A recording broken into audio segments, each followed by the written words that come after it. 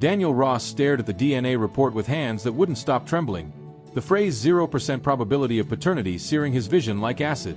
His 3-month-old daughter slept soundly in her crib barely 10 feet away, utterly oblivious that the news in his palm had just detonated her father's life into a million jagged fragments. 6 months earlier he'd agreed to a vasectomy because his wife, Melissa, had persuaded him it was the responsible choice. "We can barely afford this apartment, Danny," she'd said, her green eyes wide with what looked like manufactured worry. "We need to focus on our careers first. Maybe kids in 5 years when we're more stable." He'd given her his complete trust, his full devotion. Now, clutching the paper that proved she'd been deceiving him for over a year, Daniel felt a cold, calculating emptiness settle where his heart used to beat. The morning at the kitchen table replayed on an endless loop in his head. Melissa had been spreading butter on toast, auburn hair catching the sunlight pouring through the window, and she'd mentioned the vasectomy as casually as if commenting on the weather. "Dr. Peterson says it's a simple procedure," she'd murmured, not even glancing up from her plate. 20 minutes and we never have to worry about accidents again."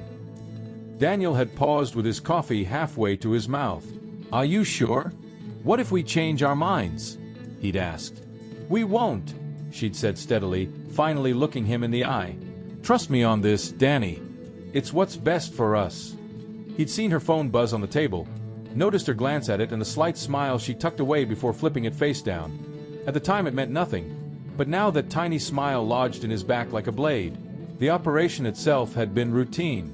Dr. Peterson was meticulous and professional, assuring him the success rate was over 99%. "You'll want to wait about 3 months before you're completely sterile," he'd explained.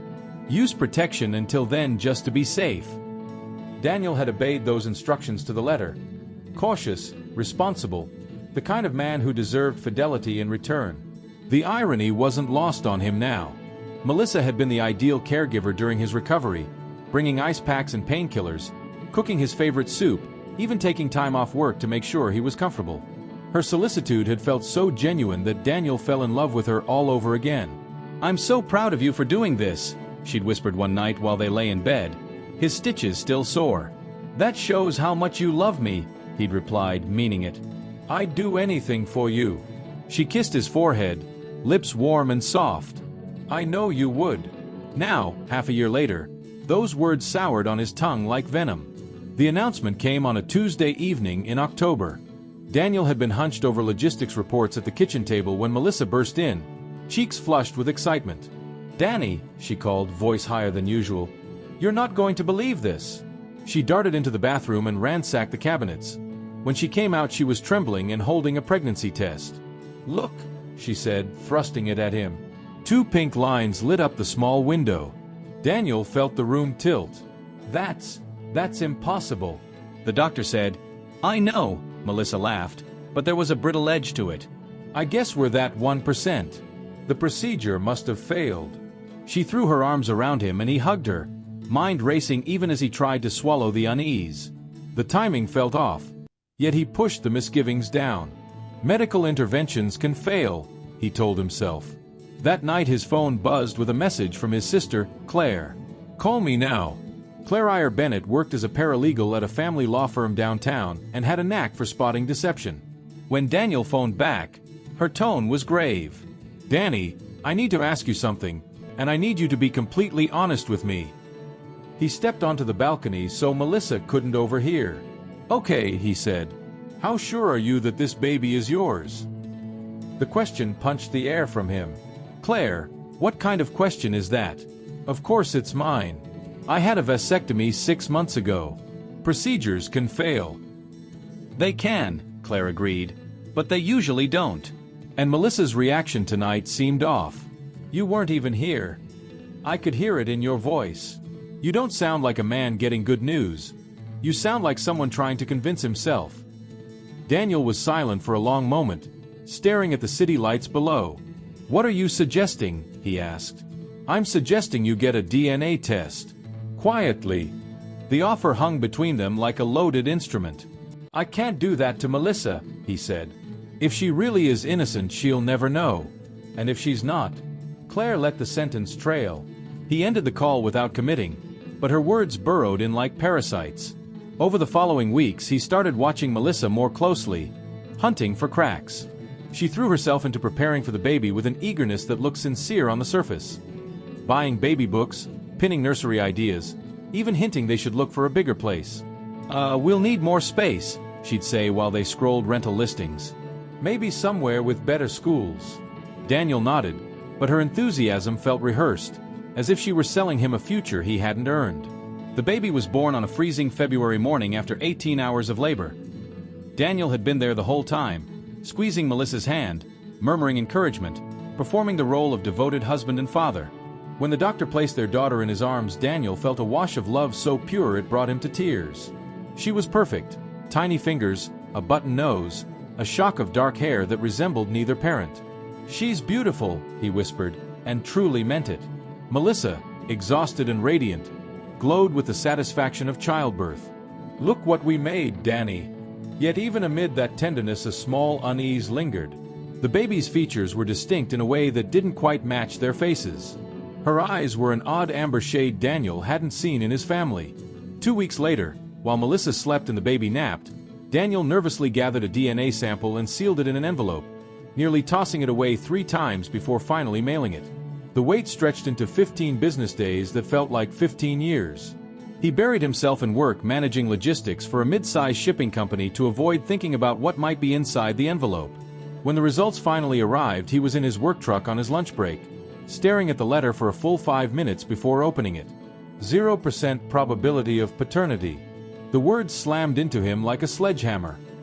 He felt the air leave his lungs and almost blacked out. Instead of collapsing, however, his grief hardened into something colder and more precise. His sorrow congealed into purpose. He phoned Claire immediately. "I need to know everything about Eric Lawson," he said without preamble. Claire was quiet for a beat. "Eric from Melissa's work?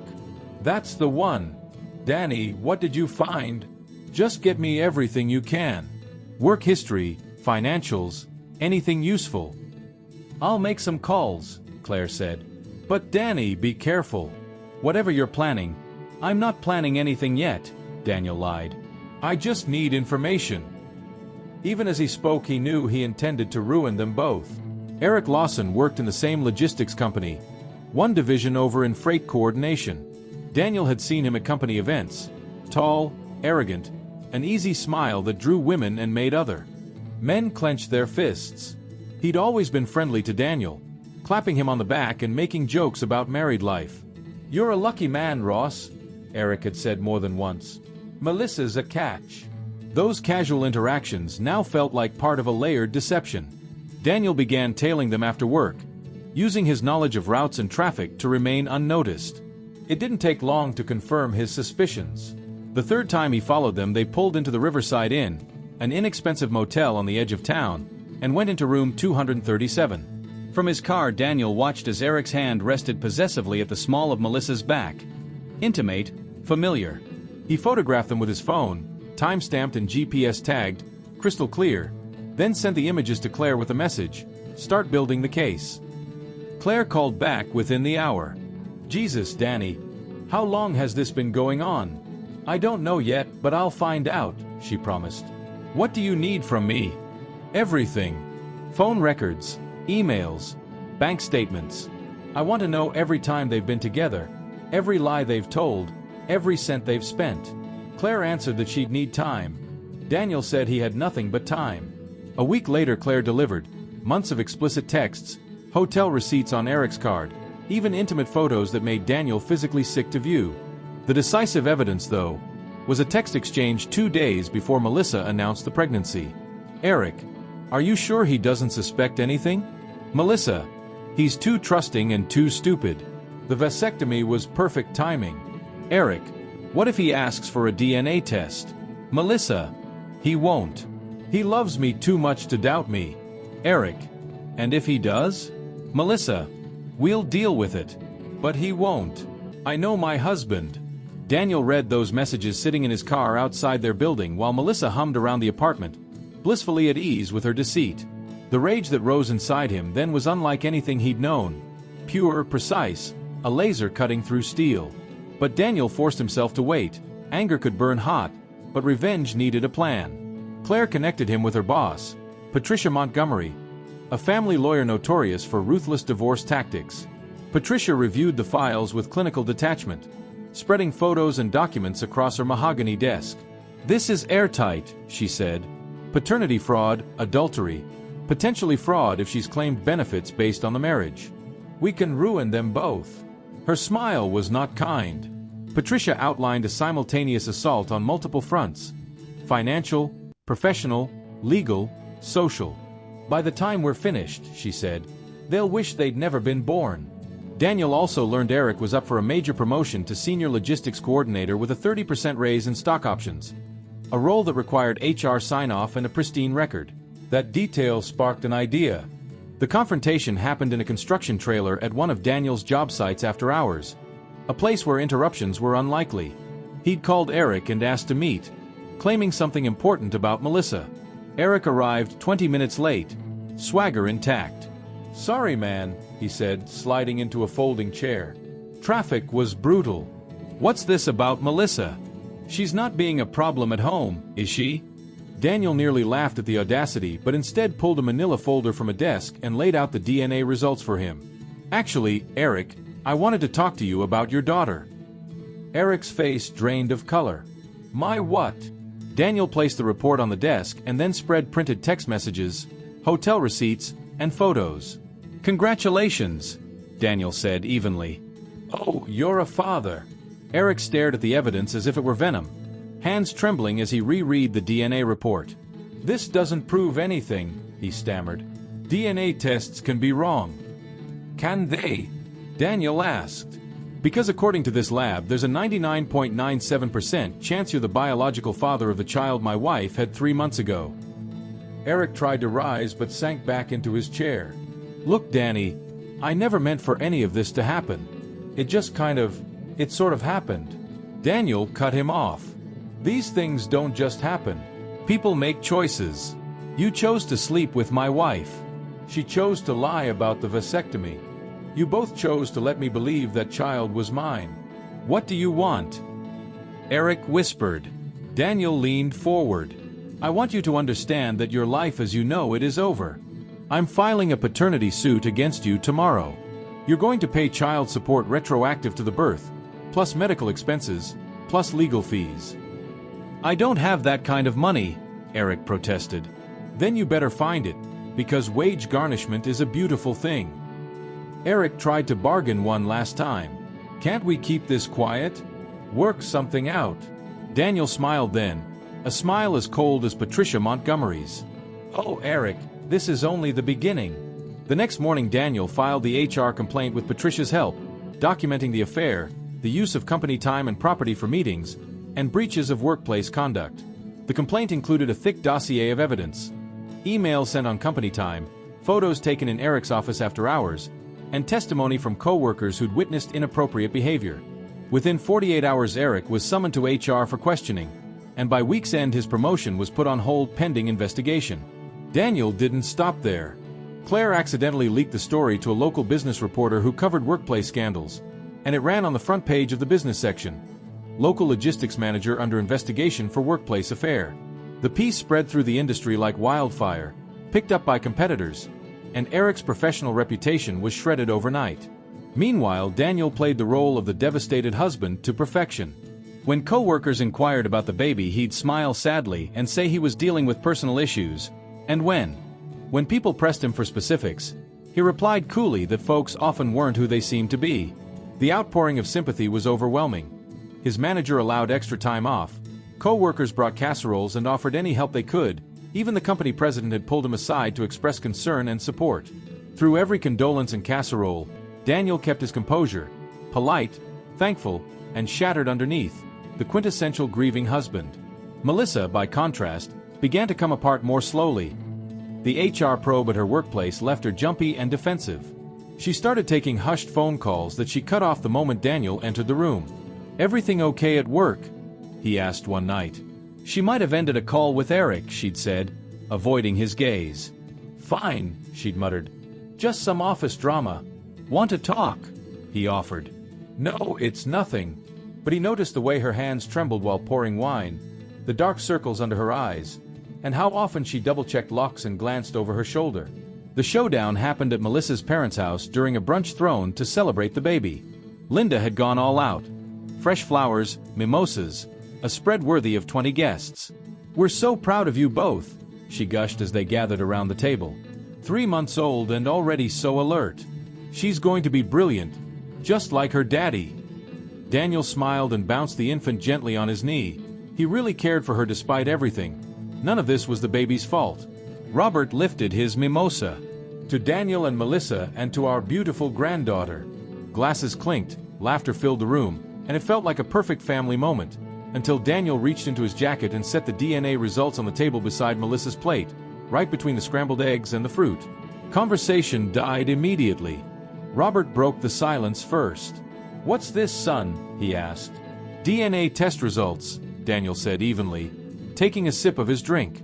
"Turns out your granddaughter isn't actually mine." The room went white with silence. Linda went ashen. Robert, spectacles on the end of his nose and hands shaking, picked up the paper and his face flushed. "This says," he began and stopped. 0% probability of paternity, Daniel finished for him, calmly adding. "Which is interesting, since Melissa told me the baby was conceived after a failed vasectomy." All eyes swung to Melissa, who sat frozen like a deer in headlights. "Melissa," Linda whispered. "What is this?" I can explain," Melissa stammered. "Please do," Daniel said. "I'm curious to hear this explanation myself." "The test must be wrong. These things happen all the time," she pleaded. Robert stared at her with contempt. "Don't lie to us, Melissa." "Not now." "I'm not lying," she insisted. "Then explain these," Daniel said, producing printed copies of the most damning text messages. He selected the ones that left no doubt and read them aloud in the same placid tone he'd used to talk about the weather. "He's too trusting and too stupid. The vasectomy was perfect timing." Linda began to cry. Robert looked on the verge of a stroke. "Who is he?" Robert demanded. "Who's the father?" "Eric Lawson," Daniel answered before Melissa could speak. "Her co-worker. Her lover for over a year." The eruption that followed was exactly what Daniel had expected. Robert shouted, Linda sobbed, and Melissa's younger brother, David, seemed like he wanted to hide under the table. "How could you do this?" Linda wailed. "How could you do this to Daniel? To us?" Melissa sobbed. "You don't understand, it's complicated," she pleaded. "No," Daniel said, rising with the baby still in his arms. "It's very simple. You wanted both the baby and my financial security. You thought I was too stupid to notice." He kissed Linda on the cheek. "Thank you for brunch, Linda. It was lovely." Then he walked out, leaving Melissa to face her family's wrath alone. The fallout was swift and merciless. Within a month, Eric lost his job for policy violations. His unemployment claim was denied because of misconduct, and the wrongful termination suit his lawyer filed was thrown out once Patricia presented the affair evidence. The paternity suit moved forward without hiccups. Eric's attempts to claim ignorance failed when the texts made clear he knew. Judge Harris told him bluntly during the hearing that the messages showed he was aware of the pregnancy and complicit in the deception, and ordered him to pay child support retroactive to the birth, cover medical expenses, and pay Daniel's legal fees. The monthly support was calculated using the salary Eric would have had with the promotion he lost, an irony Daniel savored. But the damage extended beyond money. The scandal trailed Eric to every interview, his LinkedIn filled with messages about the case, and his standing in the logistics world evaporated. Within 6 weeks of the judgment, he was back with his parents and working at a warehouse for a third of his former pay. Melissa fared worse. The divorce was finalized quickly on fault grounds for adultery, with Patricia securing the lion's share of assets for Daniel. He kept the apartment, the car, and most shared property. Melissa was left with legal bills she couldn't pay and a reputation that preceded her everywhere. Her family cut her off. Robert told her she was unwelcome until she learned to be a decent person. Linda refused her calls, and friends drifted away until only a few remained, and even they had picked sides. The final indignity came when Melissa had to move into Eric and his parents' basement. The two who thought themselves clever ended up broke, unemployed, and living like teenagers in a suburban ranch. Daniel ran into them once at a grocery store about 3 months after the divorce. They were in the discount aisle clipping coupons, looking miserable. Eric avoided his gaze, while Melissa stared at Daniel with pure hatred, mouthing something unsaid. Daniel nodded politely and kept shopping. The last confrontation came in a downtown bar where Daniel was drinking with co-workers. Melissa's former best friend, Jennifer, slurred over and told him, "You know what you did to her was cruel." "What I did to her?" Daniel asked, genuinely puzzled. "You destroyed her life over one mistake." Daniel set down his beer and faced her. "One mistake," he said. "She cheated for over a year. She tricked me into a vasectomy so she could pass another man's child off as mine. She planned to have me raise and pay for a child that wasn't mine while she kept sleeping with her boyfriend. That's not one mistake. That's a year of deliberate deception." Jennifer tried to argue he'd humiliated Melissa in front of her family, and that had been cruel. "I told the truth," Daniel replied. "If the truth is humiliating, that's on her, not me." Jennifer opened her mouth, then shut it. "Let me ask you something," Daniel continued. "If your husband had done the same to you, would you have quietly accepted it? Would you have said, 'Mistakes happen,' and moved on?" Jennifer had nothing to say and stormed off. She never defended Melissa to him again. Daniel felt no remorse. Every punishment Melissa and Eric received was the direct outcome of their own choices. He had merely ensured those decisions carried consequences. 6 months after the divorce, Daniel began dating again. He met Sarah, a kindergarten teacher with warm eyes and an infectious laugh, at a coffee shop near his office. She knew the story from the start. It had spread through their small city, but she admired how he handled it. "You could have done something stupid," she told him on an early date, "but you were smart. You made sure they couldn't hurt anyone else that way." Daniel appreciated that view. He hadn't pursued revenge for its own sake. He wanted justice. A year later, he sat at the same rooftop bar where he'd celebrated with Claire, Sarah's hand in his as they watched the city lights. "Do you ever regret it?" she asked about how he handled everything. Daniel thought it over and shook his head. "No," he said finally. "They made their choices. I made sure there were consequences." His phone buzzed with a text from Claire. "Saw Eric at the unemployment office today, still looking rough." He showed it to Sarah, who asked, "Do you feel sorry for them at all?" "For the baby?" "Yes," Daniel admitted. "She didn't ask for any of this. For them. They're adults who knew what they were doing." Sarah squeezed his hand. "You're a good man, Daniel Ross," she said. He corrected her with a small smile. "I'm a man who doesn't like being made a fool of." As they prepared to leave, an unknown number pinged his phone. He recognized the tone immediately. "I hope you're happy. You destroyed everything." He showed Sarah, who rolled her eyes. "Even now she thinks she's the victim," she said. Daniel replied simply, "I didn't destroy anything. I just revealed what was already there, and blocked the number." Walking to the car, Sarah asked, "Do you think they'll ever learn from this?" "Eric might," Daniel said after a beat. "He's weak but not irredeemable. He got caught up in something and it spiraled." "And Melissa?" Sarah asked. "She still thinks the only thing she did wrong was get caught. People like that don't change." 2 years later, Claire told him Melissa had been caught cheating on Eric with a married coworker at her new job, the pattern repeating exactly as he'd predicted. "Some people never learn," Claire said. "No," Daniel agreed. "They don't." But he had learned, trust is precious and fragile. Some people cloak cruelty in affection, and importantly, justice and revenge may look identical from the outside even when they're different inside. Standing in his new, larger apartment in a nicer neighborhood, Daniel looked at a photo on the mantle of the real family he had now. Sarah, Claire, and his parents smiling at a backyard barbecue the previous weekend. Those were the people who had earned his trust, loyalty, and love through their actions, not empty promises. The baby who wasn't his was probably taking first steps in Eric's parents' basement by now. Daniel hoped she would become better than her parents, that she'd learn honesty, loyalty, and a love without strings or deceit. But she wasn't his responsibility anymore. His duty was to the family he'd chosen and who had chosen him back. He poured a glass of good whiskey, not the cheap stuff he'd afforded while married to Melissa, and raised it in a quiet toast to the future. The truth had been exposed. Justice had been delivered. The guilty had been punished. Daniel Ross, once too trusting and too naive, had proven he was neither. He was simply a man who believed action should have consequences and who had the patience and intellect to ensure they did.